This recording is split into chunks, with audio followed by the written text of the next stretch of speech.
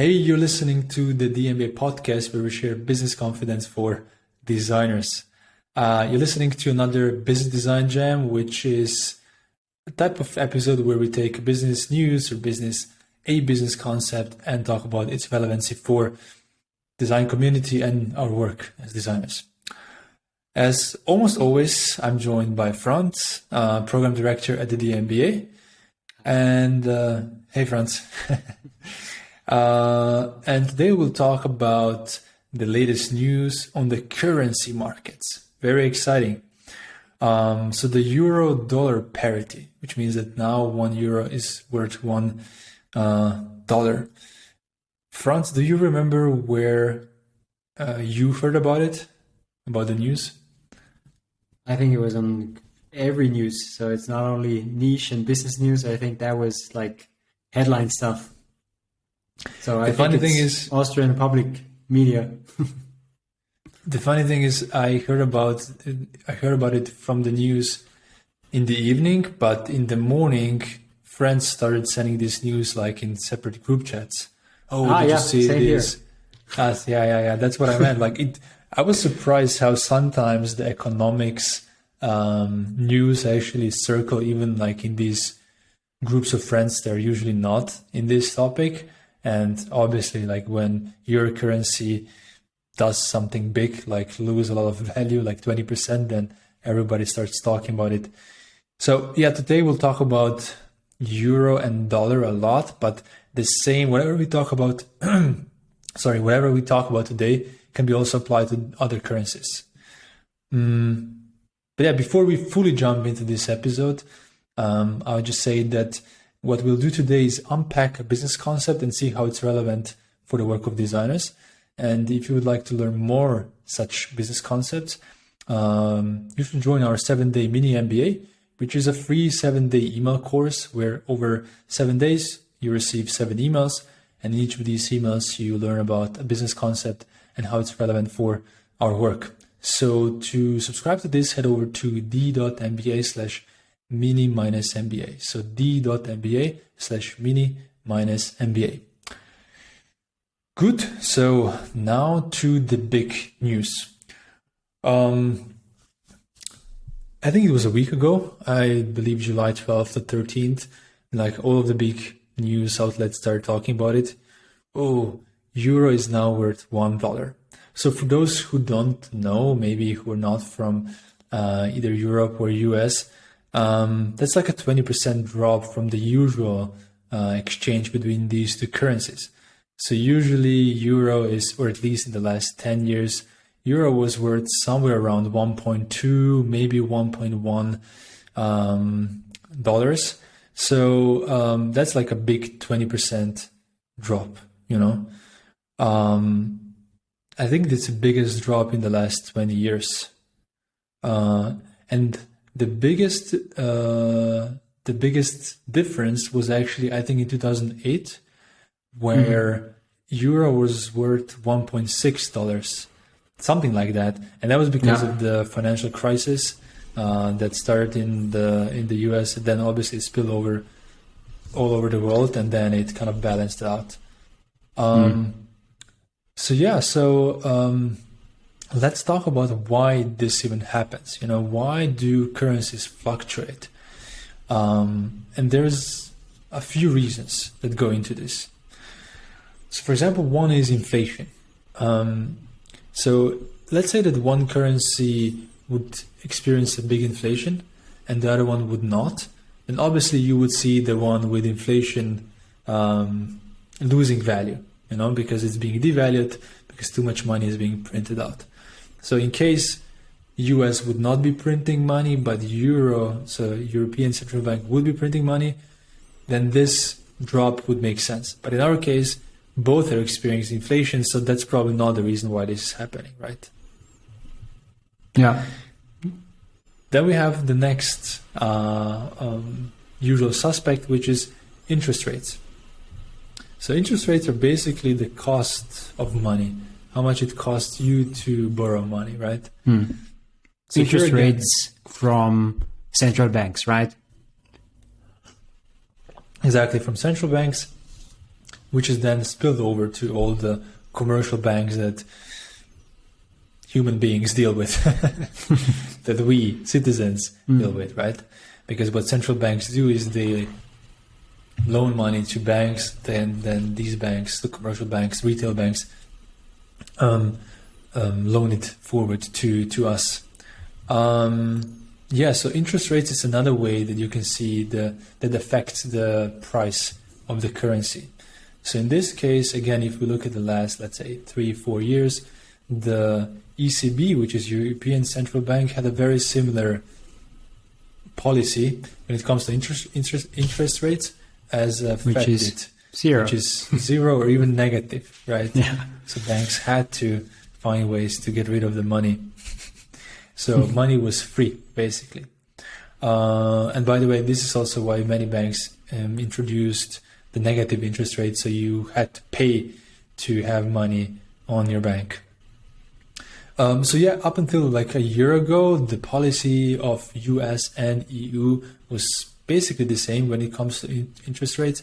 But lately there was a big change, or at least like deviation, because Fed has started to fight inflation much stronger.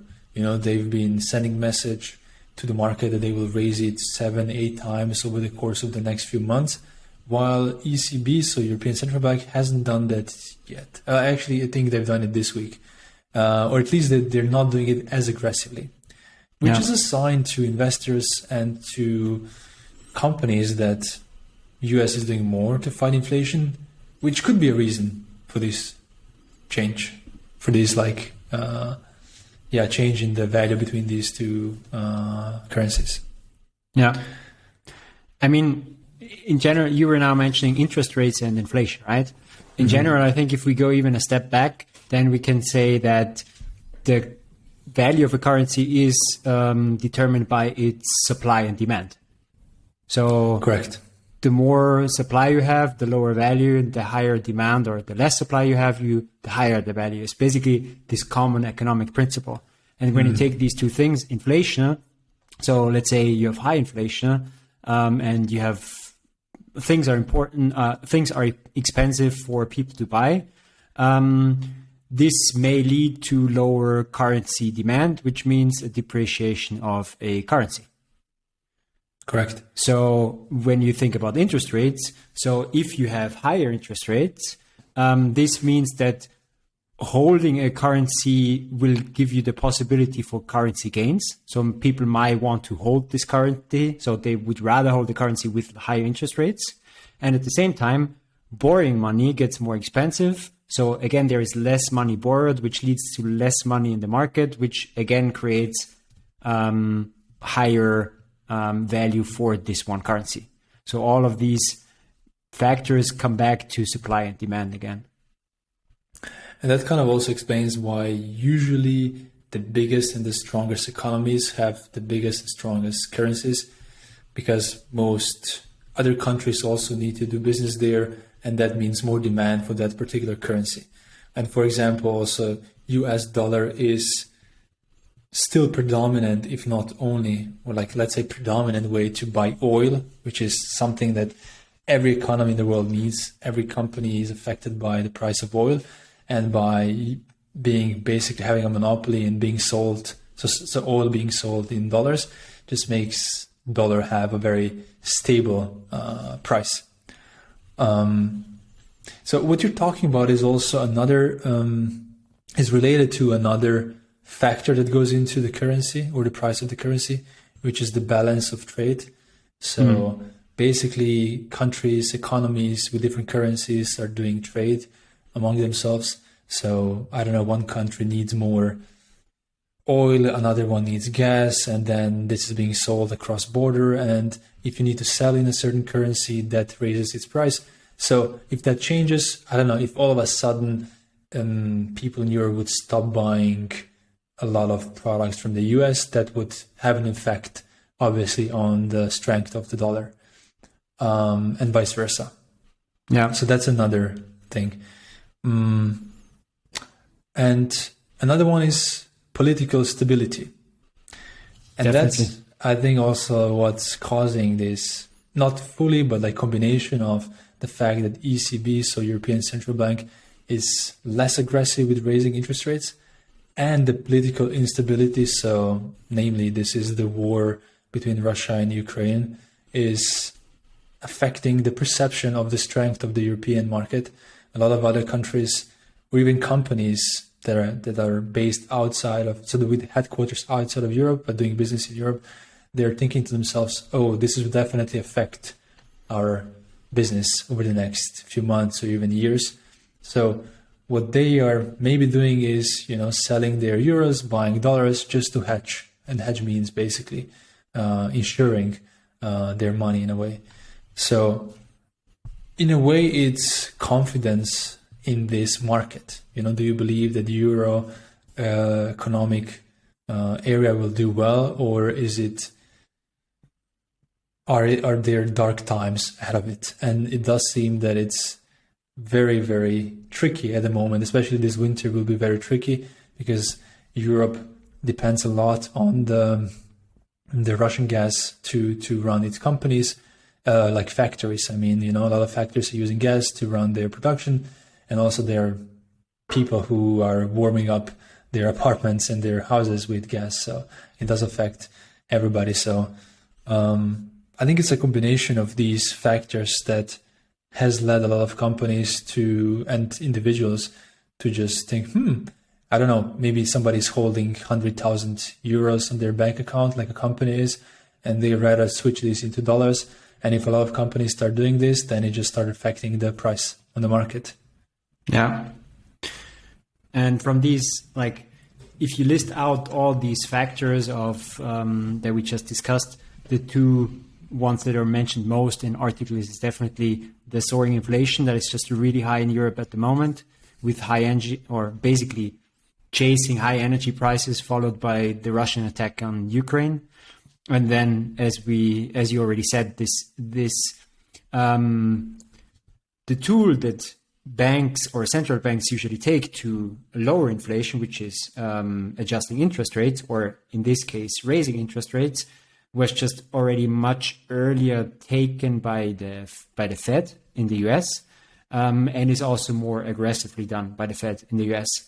But the interesting thing is that Europe, or the ECB, is actually in this weird situation where you would actually at the same time would want to raise the interest rates and lower the interest rates. Yeah. So this is again a concept or a dilemma that the Eurozone in general is in, because usually what you want to do with high inflation is you want to raise the interest rates so that there is less money being spent, so that prices actually go down again.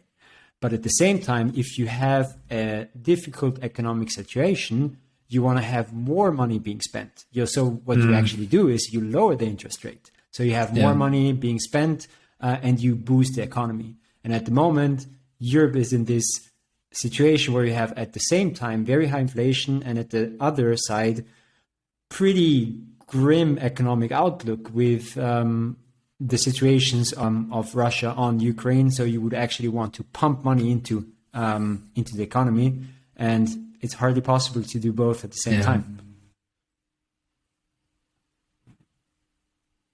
Yeah, you're right, because how EU or any other country probably would react to a war is lowering interest rates, because it helps stimulate the economy. And now you're in this position of which side should I choose? And that's why it's in this catch-22 situation where it's tricky what to do, right? I mean, it's easy to comment now from afar, but it's not an easy situation. Even though most of the critics just say, hey, raise the interest rates, and that's it. We've seen other stories elsewhere. So it's not an easy situation, but it is what it is. So 20% drop in the euro against dollar. I would just like to mention also that the dollar has been gaining its value against other major currencies too. So there's this thing called, I think, dollar index, which basically measures the strength of dollar against other major currencies. And it's also been up more than 10% in the last year. So this means the dollar has been gaining strength against other currencies, not just euro. So Yeah. who is this good for? And who is this bad for? You know? Or in other words, why should I even care, Alan or Franz? You know? I earn my money in dollars, or I earn my money in euro. I spend my money in euros in the same currency. What do I care? It must be good for somebody and must be bad for another person, right? Or another company or another country. So that's where we're going to, right? So in the end, we need to say that countries are not, countries are connected, right? We have international trade, and that's exactly where this movement comes in. So if every country would be doing their business within their country, we would have 100% of supply of all our cars, 100% of supply of all our food, 100% of supply of all our machinery and everything. We wouldn't really care about these fluctuations unless we would travel to another country, right? So let's say everything is produced, everything that I need, everything that a country needs is produced in Austria, which is very unlikely because it's so small. But let's say it like this, then the only problem that I would have is if I would be traveling somewhere else, then it would hit me, right? In this case, actually, what would it do for me if the euro is in a lower value than in the dollar? Then it would be more expensive for me to travel than it was before. Before it was easier for me to buy something abroad because euro would be more worth, and now it's worse for me to travel there, and obviously vice versa. If US people travel over, then for them it's now cheaper to buy stuff over here than it was before. That's the easiest concept to get, I think, for most people. Yeah. Like, think about yourself as a tourist, and is it good for you or bad? So if you're working in the US, then it just got 10% cheaper to travel in most other countries, or even more. Well, obviously we need to adjust this for inflation, but you get the point. So, and we can do the same with companies, right? Think not from the tourist perspective, but from the company perspective. I mean, that's the thing, because the scenario that I described is exactly the opposite, right? Countries are interconnected, so we have huge exports, huge imports, and globalization just means that we divided what countries are doing. So there are huge export industries in all, let's say, all around the world. So now when we talk about the EU and the US again, so if we talk about the biggest import categories, so US importing from the EU, that's pharmaceuticals, machinery, and motor vehicles. So these are the biggest industries. So for example, pharmaceuticals, like in Europe, this would be Bayer. In the US, it would be Pfizer, or let's say Tesla, the car companies, right? Or BMW. So in this case, let's say you are a company in the US, and now you have this change in the valuation. And what immediately happens is that imported products will get cheaper.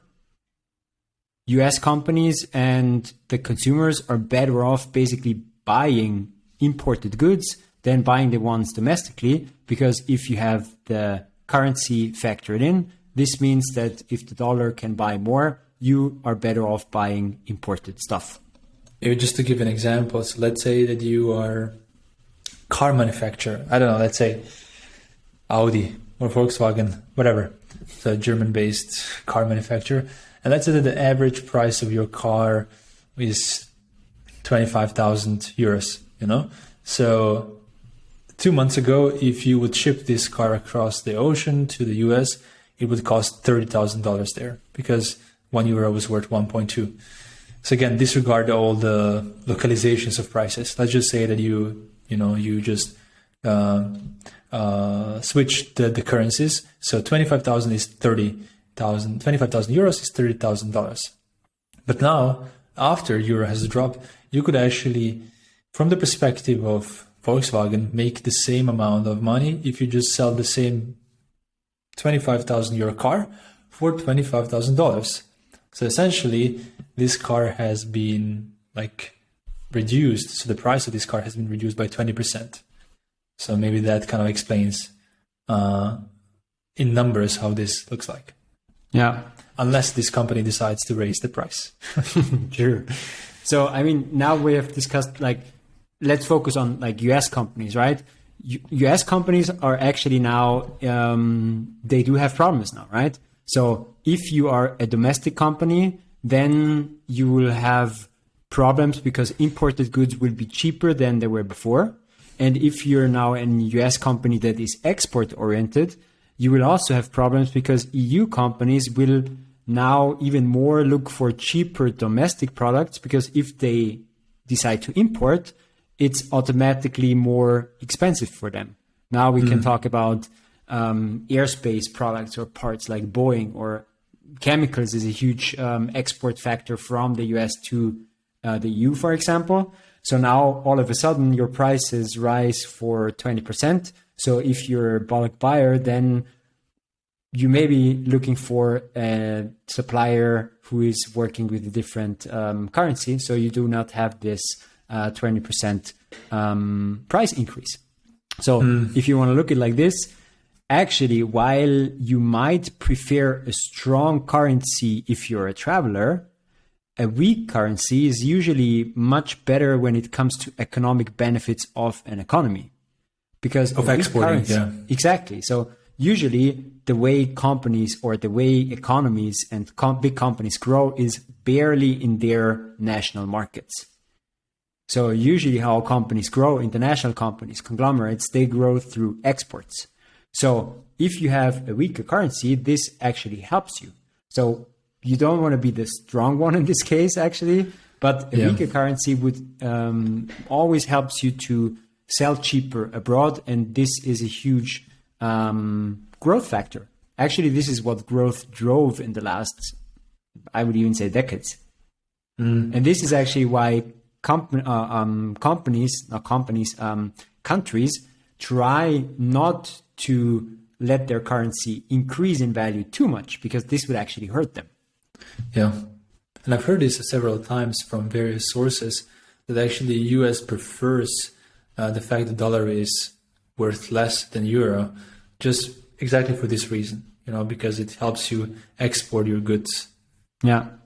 So in the end, now on the one hand, we're in shock that our currency lost 20% of value.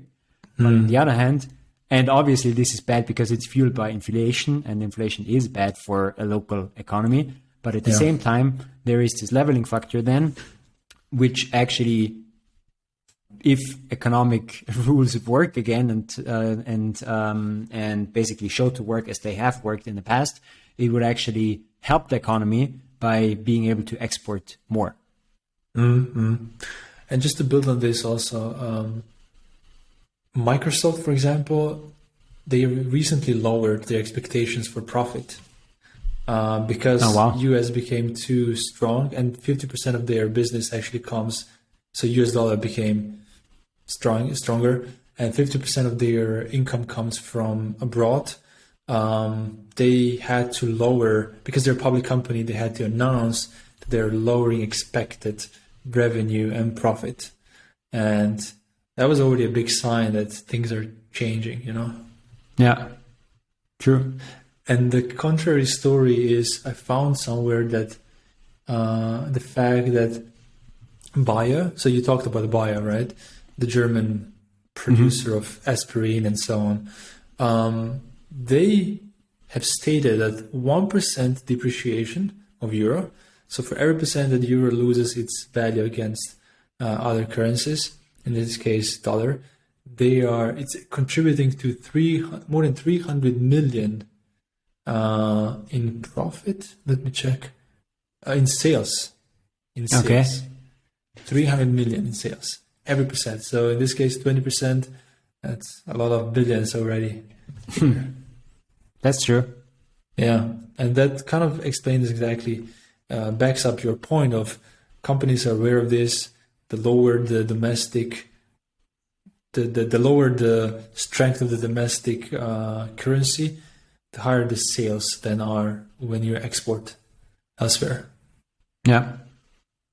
So problem is, let's say you need to import stuff for making your goods, and then you need to sell it domestically. Yeah. So now we're all talking about these huge companies who can, can decide where to source, and they have an international business. But obviously, you may find yourself in a company where you basically need, let's say you're a European company, you basically need to import goods because that's the only where you can find them. And then your market is predominantly domestic. Then you're pretty much in, then you're pretty much in a problem. Yeah. So I think one part of the equation we have to always keep in mind when talking about the effects of the fluctuation in currency is you look at an entity such as company, and you need to figure out where are they paying expenses and where are they selling. So you look at these two sides. So on one side we have costs, and on the other side we have revenue. So are my costs paid in euros, dollars, pesos, whatever? And what percentage of my costs are paid in these different currencies? And then what percentage of my revenue comes in different currencies? Because what we have now simplified a lot is saying, all European companies have all the cost in euros. And when they're selling in dollars, let's say 50%, that's just, pure, almost like profit if they keep the same prices. In reality, as you pointed out, probably even on the cost side, you do have some or a good portion also in other currencies. So it's not that it is easy to see if you actually gained from this situation or not. But actually, it is pretty easy. But I mean, big companies have whole departments just dealing with currency risk. So they know what's happening and they try to hedge against this. They try to insure themselves by buying certain contracts and so on. And this way they try to mitigate it. So in many cases for these big companies, unless it comes for such a big change, like 20%, they have already insured themselves that this is not going to affect them too much. But when it comes to 20% change, then usually they didn't really factor it in, and then it does affect companies, even companies like Microsoft. Yeah. So to draw the line, you would say, who is it benefiting? Benefiting companies in more elsewhere than in the US, right? If we just generalize a little bit. If we generalize it for the company level, then that's definitely the case. Having a lower valued currency will help the economy export cheaper and will help the economy and the companies of this economy. Another maybe entity that could benefit from this is investors in EU companies. So if you are individual investor, even institutional investor who was holding dollar just in their bank account, a lot of European companies will become cheaper now if you buy them in euros. So you can buy some of these stocks at a discounted price. So that's another winner of this situation, let's say. Because probably for European companies and individuals buying stocks in dollars, it's going to get more expensive, It just is what it is. Yeah. Interesting point. How does this situation affect the flow of money? Where does money go? Yeah. Where does it go? I mean, in general, if you have high inflation and lower value, then money doesn't go there, right? Yeah. So you don't want to be in a market where you have high inflation because you need more money to buy stuff, and you don't want to have money in a currency that loses in value because, as the name says, it loses in value. So that's again this supply and demand rule that you would now rather, as an investor, be holding US dollars rather than euros. Yeah, true. If you're buying then back in euros, maybe you're exposing yourself back to this risk. It's a good point. Yeah. Man, but we live in crazy times. This is like every month something new happens in the macroeconomic sector, and it's just shaking up the business world. it's really tricky. I mean, it's not cool to be a startup these days, I would say, who's not profitable, because it's really, investors have slimmed down their bags, and they're not as openly investing in all these capital intensive companies. So it's tricky times. This reminds me of a question that we got from a listener, Peter. And so basically what he asked was, what is cheap money and what is expensive money? And he came to this, I think, through reading an article from Sequoia. Yeah. So the VC fund, Sequoia. Yeah, exactly. So they were talking about how money used to be free and now it's expensive. I think this is a nice cliffhanger for next week. Yeah. So good point, Franz. So then next time, let's actually go deeper into cost of capital. We did touch a little bit upon what is cost of money. So next time, let's talk about free money and what is expensive money, and how it affects different companies, how it affects startups, corporates, bootstrapped companies, and so on. Yeah. And then we'll answer Peter's question, which was actually, he thinks that corporates will benefit from this, but let's get into it next time. I'm just double checking Peter's name. Yeah, it's Peter. Okay, perfect. Double T, right? Peter. Yeah, exactly. Double T. Sorry, Peter, for sorry for bringing you up, but okay, we got this right. So cool. Do we have anything else on the euro-dollar parity? I think that's pretty much it. I mean, there is barely anything that we can do about it, but I think it's still really important to understand how, in general, currencies fluctuate. Usually don't really think about it because it's in like the 1%, and you really don't mind. You may be happy when you go to the US or to Europe and you have it a little bit cheaper, and you may be not that happy if you have it a little bit more expensive. But now with this 20% drop, I think it's nice to first understand how this can happen, and also understand how your company where you work might be impacted by this. So will this be now partly harder because we are sourcing in a certain currency? Will this now partly be easier because we are selling in another currency? So just being aware of how something that we cannot really change affects us is already good, because there is maybe something that one can do on the company level, and only if it's having confidence and having a talk about it with colleagues. That's also nice. Yeah. And maybe we can leave listeners with one tip, which is to fight inflation. The best thing is maybe to spend money earlier and to invest it in education. And the next dMBA is slowly approaching. And if you are interested in dMBA and living in the US, dMBA just got 20% cheaper. So that's maybe another benefit for some of the listeners. Good point. The tuition just got 20% cheaper. So the next dMBA is starting in October. We're opening applications in August.